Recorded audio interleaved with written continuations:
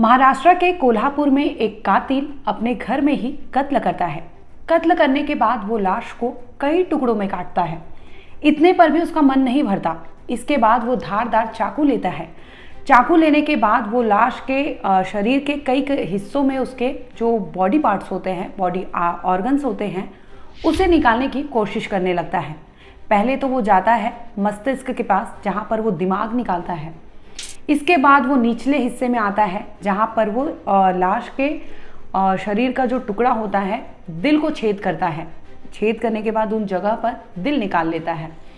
इतने पर भी वो रुकता नहीं है। अब वो आगे आता है, नीचे लीवर निकालता है।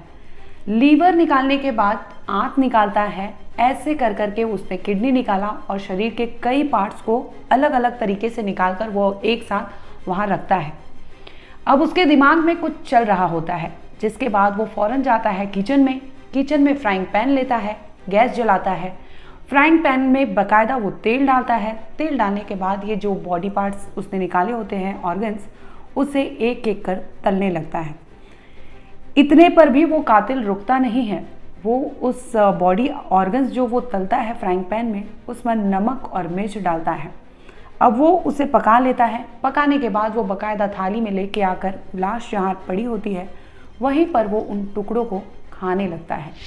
यानी वो नरभक्षी इंसान था, जो वहीं लाश एक ओर पड़ी होती है और दूसरी ओर थाली में उसने कई बॉडी जो ऑर्गन्स निकाले थे, उसे बाकायदा नमक मिर्च लगाकर खा रहा था। इतने पर वहाँ कोई पड़ोसी पहुँचता है, उसकी नज़र जाती है। जब देखते हैं तो उस शख्स पर पूरे फेस पर खून ही खून लगा होता है, और जब वो देखते हैं कि वो क्या खा रहा है, उनके होश उड़ जाते हैं।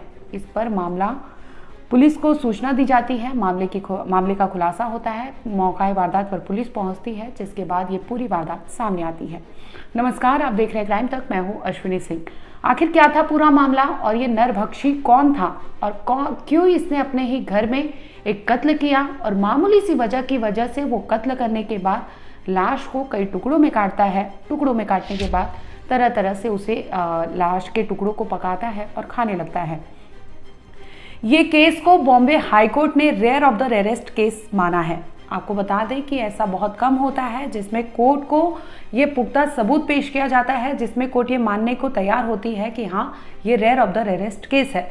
इस केस को लेकर जब कोर्ट में सुनवाई चल रही थी, तो जस्टिस वहाँ के जो थे, जस्टिस रेवती थी, और उनके खंडपीठ में एक और जज थे, चौहान करके, उन्होंने ये केस को बोला कि ये rare of the rarest case है, जिसमें आरोपी जो है, जो कातिल है, उसे अगर उम्र कैद की सज़ा दी जाएगी तो हो सकता है कि वो आने वाले टाइम में जेल में भी ऐसा कुछ करे, क्योंकि उसकी प्रवृत्ति जो है, जो उसका नेचर है और जिस तरह से उसने क्राइम किया है, उसे देखकर इसे फांसी की सज़ा निचली अदालत ने दी थी, जिसे बॉम्बे हाई कोर्ट ने भी बरकरार रखा। दरअसल होता यूँ है कि इस केस के बारे में आपको बताते हैं। 3 साल पहले लिए चलते हैं। वारदात होती है 28 अगस्त साल 2017 की। स्क्रीन पर इस वक्त एक तस्वीर चल रही होगी। ये तस्वीर उसी दरिंदे की है। दरिंदे का नाम सुनील है। सुनील अपनी 63 साल की माँ के साथ, यल्लमा रामा नाम की उसकी महिला थी, जो माँ थी उसकी, वो और सुनील एक ही घर में रहा करते थे। ये रहने वाले महाराष्ट्र के कोल्हापुर के माकड़वाला इलाके के थे, जहाँ पर 28 अगस्त को सुनील अपनी माँ के पास पहुँचता है। उसकी जो हैबिट होती अच्छी नहीं होती। वो माँ से कहता है कि माँ, मुझे शराब पीनी है, इसके लिए कुछ पैसे चाहिए। 35 साल का सुनील था, अपनी माँ के पास पैसे लेने जाता है, जिसके बाद माँ उसकी जो होती है मना करती है। कोई भी माँ ये मना करेगी कि अपने बच्चों के साथ वो गलत अगर हैबिट कर रहा है, उसकी गलत हैबिट है, तो उसे सुधारने की कोशिश करेगी, जो ये माँ भी करती है, उसे मना करती है, लेकिन सुनील मानता नहीं है। इस पर वो गुस्से से आग बबूला हो जाता है। माँ पैसे नहीं देती, जिसकी वजह से वो गुस्से में आकर अपनी माँ को मौत के घाट उसी के घर में उतार देता है। अब सुनील सोचने लगता है कि माँ तो मर चुकी है, इसके बाद भी उसका नेचर जो होता है शांत नहीं होता, गुस्सा शांत नहीं होता। इसके बाद वो वहाँ से धारदार हथियार लाता है।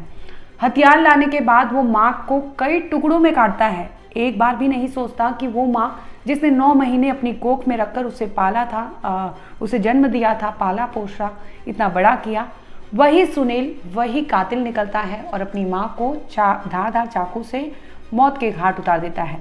इसके बाद वो माँ के शरीर में कई जगह पर छेद करता है, दिमाग निकालता है, लीवर निकालता है, किडनी निकालता है, दिल निकालता है, जिसके बाद ये तमाम चीज़ों को लेकर जाता है किचन में, बाकायदा फ्राई करता है और उसके बाद वो खाने लगता है।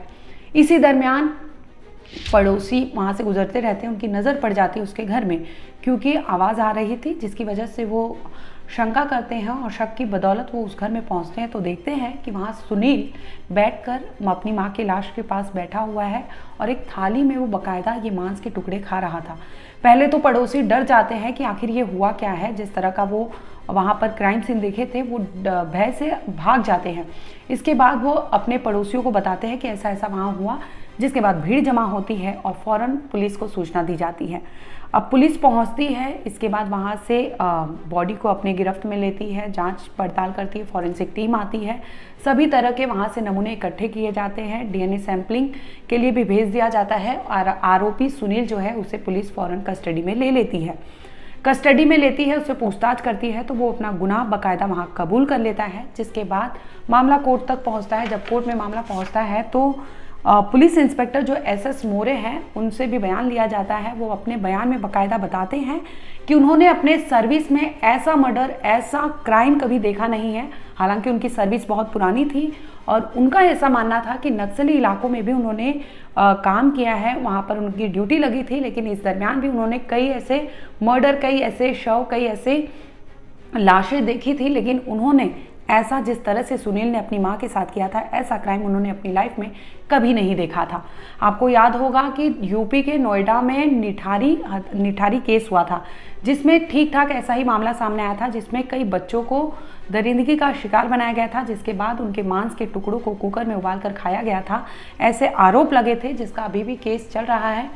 इस केस में भी एक पुलिस वाले थे जिन्होंने बताया था कि जैसे ही वो आरोपी से पूछताछ करने के लिए कमरे में घुसे थे और जिस तरह से आरोपी ने अपना कबूलनामा पुलिस के सामने रखा था, उसे सुनकर पुलिस वाले बाहर आकर उल्टियां करने लगते हैं। सोचने वाली बात है कि इस केस में कोल्हापुर का जो केस था, इसमें भी पुलिस जब पूछताछ करती है तो ठीक ठीक ऐसा ही कुछ सामने आता है, जिसमें पुलिस भी हैरान रह जाती है कि आखिर अपने माँ को ही कत्ल करके इतने टुकड़ों में कैसे कोई काट सकता है।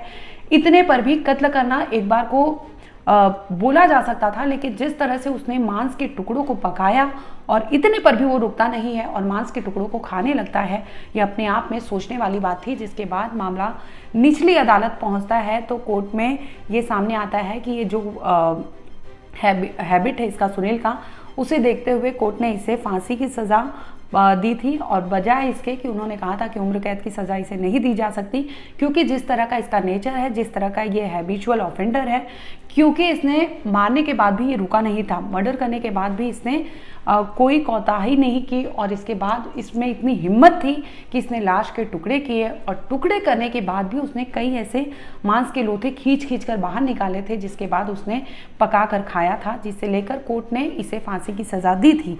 हाल ही में आपको बता दें कि मंगलवार को कोर्ट में सुनवाई हो रही थी, जिसमें कोर्ट ने ये ऑर्डर दिया है कि जिस तरह से सुनील का रवैया है, जिस तरह से उसने क्राइम किया है, जिस तरह का वो ऑफेंडर रहा है, उसे देखते हुए कोर्ट ने कहा कि सेफर साइड है और ये कभी सुधरने वालों में से नहीं है, जिसकी वजह से कोर्ट ने इसे फांसी की सज़ा जो निचली अदालत ने दी थी उसे बरकरार रखा और कोर्ट ने ये माना कि ये अपने आप में बहुत अनोखा केस है।